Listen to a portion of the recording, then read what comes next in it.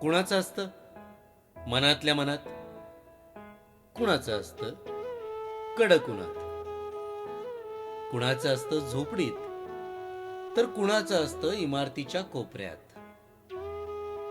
रस्त्यावर राहणाऱ्यांचं तेच असतं घर. खुल्या निळ्या आभाळानी बनलेलं असतं छप्पर. कुणी बंगल्यात राहतं तर कुणी झोपडपट्टीत, कुणी भाड्यात राहतं तर कुणी असतं आश्रयीत. कितीही झालं काहीही झालं तरी घर हे घर असतं. दिवसभर धडपडणाऱ्या पाखरांच्या विसाव्याचं घरटं असतं.